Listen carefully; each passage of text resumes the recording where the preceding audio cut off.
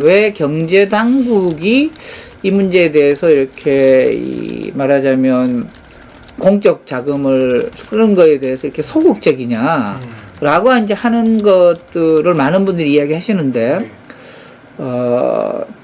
이제 이 한 사회의 기본적인 어떤 시각, 렌즈, 관점 이런 문제도 있지만 기본적으로 지금 한국이 이 국정을 운영하는 방식에도 그런 측면으로 갈 수밖에 없는 어떤 특징이 있는 게 아닌가, 이제 이런 생각이 들어요. 그게 뭐냐 하면 몇 가지가 있는데, 이제 한국의 경우에는 워낙에 그 사이에 경제 위주의 어떤 국가 운영, 이게 그냥 아주 뿌리가 깊고 거의 뭐 DNA처럼 그렇게 돼 있다.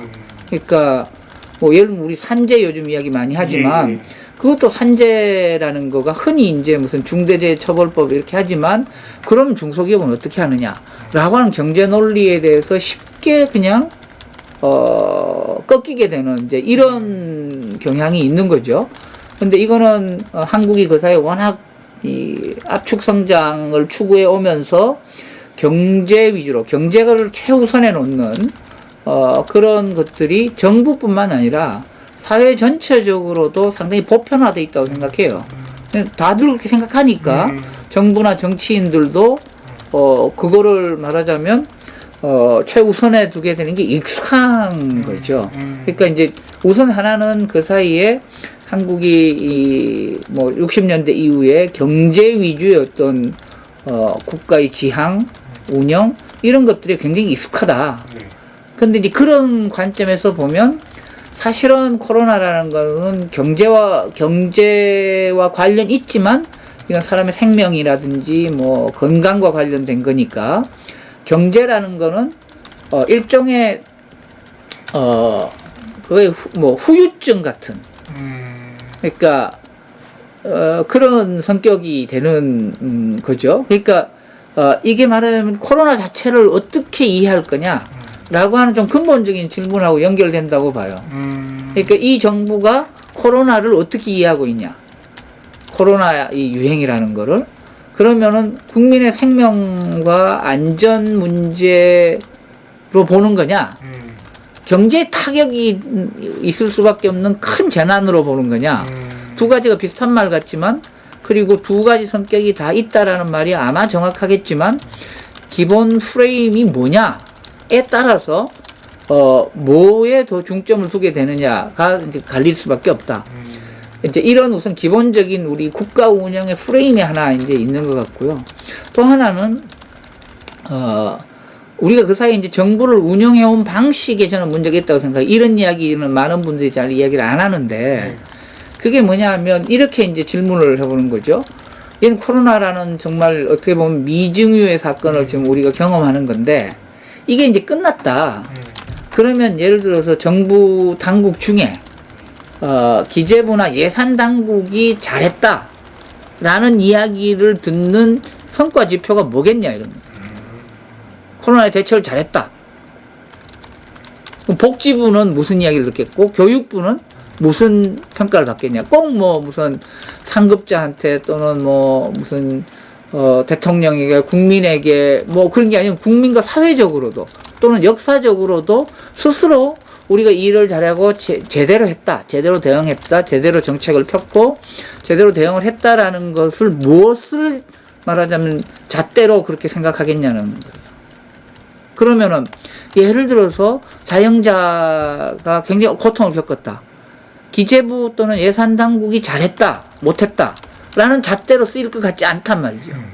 그럼 지금 이미 뭐 여러 차례 이미 대통령도 그런 발언을 했죠. 뭐 우리가 선방했다. 뭘로, 무슨 지표로 볼 때? GDP 성장률. 그 다음에 뭐 일자리 감소. 일자리 감소도 이제 후순위죠, 순위가. 경제 성장, 수출. 뭐, 그런 게 최고 중요하고, 기재부는 한 가지가 더 있죠. 재정 건전성. 다른 다 했는데 우리는 재정 건전성을 유지해가면서 라고 하는 성과. 기재부가 또는 경제당국이, 예산당국이 굉장히 잘했다 라는 이야기를 듣는 게 자영자 없는 거예요. 자영자가 현실적으로 어떤 고통이 있는지 뭐 비정규직이 뭐 소득이 얼마나 감소했는지 이런 건 아예 지표에 없는 거야. 그러니까 국가 운영의 아주 기술적인 측면에서 지금 그러니까 무슨 특별히 이제 이 어떤 정부 한쪽 정부 당국이 우선 예를 들어서 무슨 완전히 바보들이어서 또는 뭐 굉장히 윤리적으로 문제가 있어서 생명을 우습게 알고 뭐 돈벌이에 혈안이 이런 문제가 아닌 거. 이거는 아주 합리적인 판단. 그러니까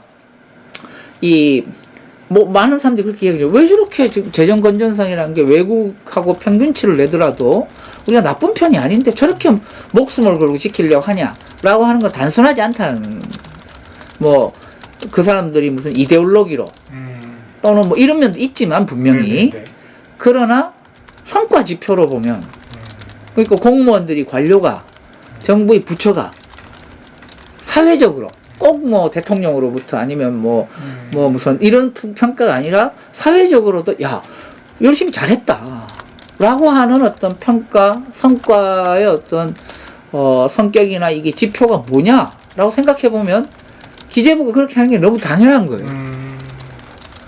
이게 이제 제가 어디 가서 이렇게 이야기했더니 다른 사람 그럼 외국은 그럼 안 그러냐, 외국의 예산 당국은 다르냐. 아마 그거는 한국하고 이렇게 정부 운영에 대한 일반 말하자면 유권자나 이런 사람들의 정부를 보는 시각이 좀 다르지 않겠냐.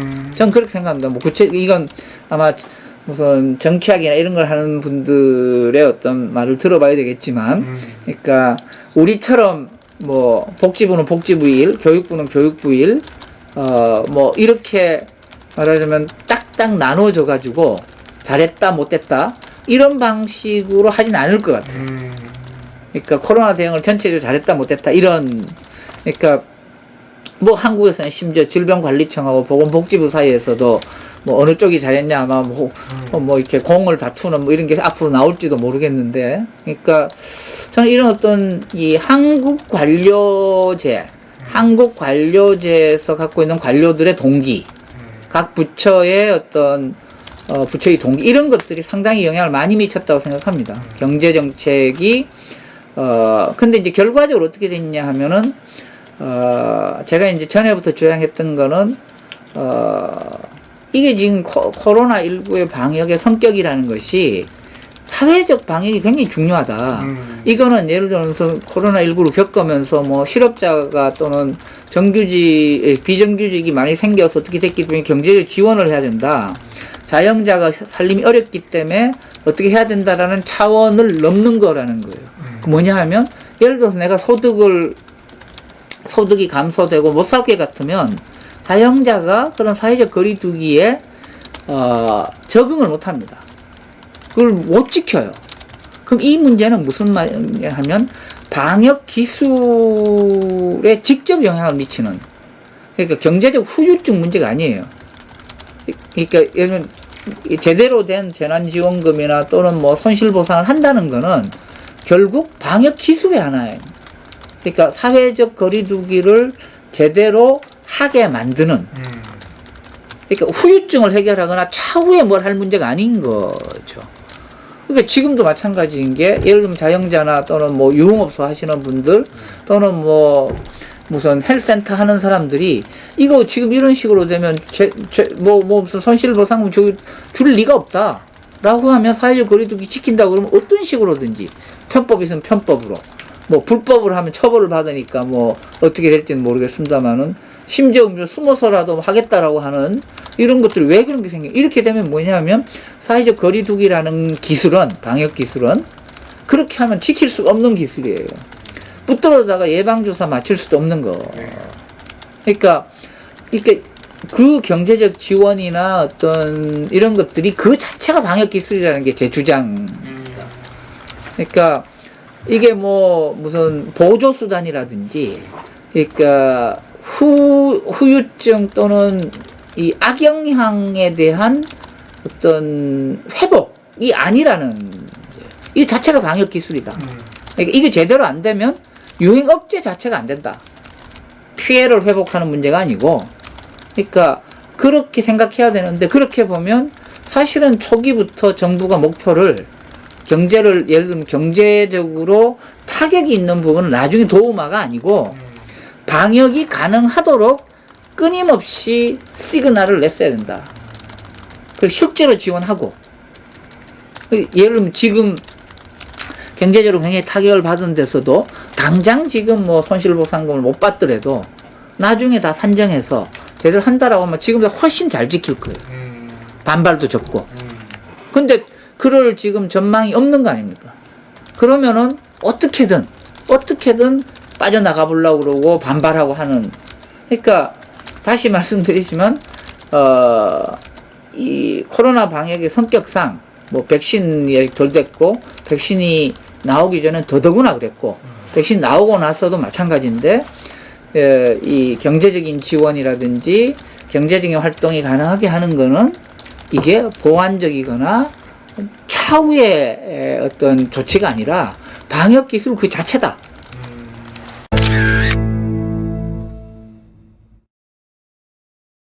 그러니까 코로나가 드러낸 굉장히 중요한 특징 중에 하나는 뭐냐면 기존에 있던 온갖 종류의 불평등 구조를 드러냈다. 가시적으로 모든 사람들이 인식할 수 있게끔 드러냈다. 그리고 그 불평등을 코로나가 더 강화했다. 이게 불평등과 코로나 사이의 관계라고 생각해요, 저는.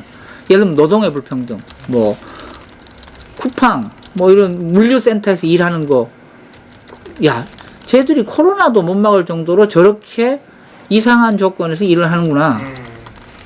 그 다음에 무슨 대기업과 그 다음에 영세기업 사이에 있는 불평등, 기업 간에도 뭐 자영자, 한국사에서 자영자가 돼 있는 거, 그 다음에 뭐 교육을 원격으로 전부 했더니 뭐 무슨 전자기기가 어떻고 하는 교육 불평등. 네. 했더니 학교를 못 보냈더니 굶는 애가 뭐 속출했다.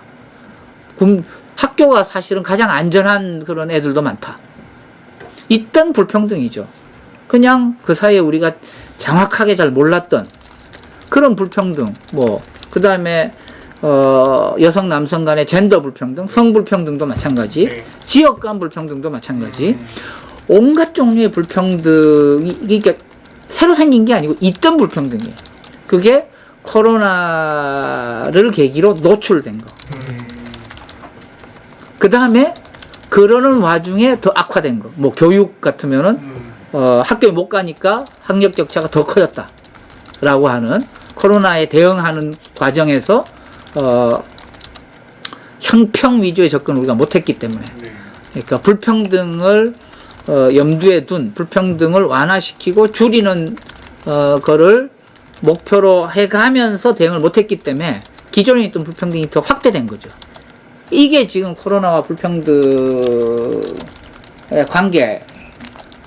그러니까 지금 이 불평등 문제로 보면 그냥 이렇게 가면 포스트 코로나 체제는 알긴 알았지만 만약 아무런 힘의 변동이 없으면 이거는 확대된 불평등이 그대로 가는 거다 이거예요. 오히려. 네. 그러면은 근데 드러났다라는 것이 그럼 어떤 사회적 의미가 있냐? 사회가 그 불평등을 인식했다라고 하는 건 인식했다라는 것은 굉장히 중요하다. 뭐냐? 새로운 어떤 관계로 새로운 어떤 체제로 가기 위한 출발선이 될 수 있다. 근데 그것만으로는 부족하다. 거기에 요구하고 힘을 모으고 대안을 만들고 그거를 정치적인 힘으로 변환하고 하는 과정이 있어야 된다는 거죠. 그러니까 학력 격차가 더 확대됐다는 걸 알게 됐어. 노출됐어. 네네. 그러면은 누군가가 이렇게 고쳐야 되고 뭘 하자고 요구해야 될 거 아니에요. 가만히 있으면 교육부가 알아서. 이게 여론이고 뭐 공론일 수도 있고 경우에 따라서는 노동조합이나 학부모 모임이나 빈곤운동이나 같은 뭐 사회운동이나 시민운동일 수도 있고 경우에 따라서는 더 구체적으로 무슨 조직이 예를 들면 택배 노동자들이 뭘 요구한다든지 더 조직화된 어떤 요구일 수도 있고 형태는 대단히 다양하다고 생각합니다.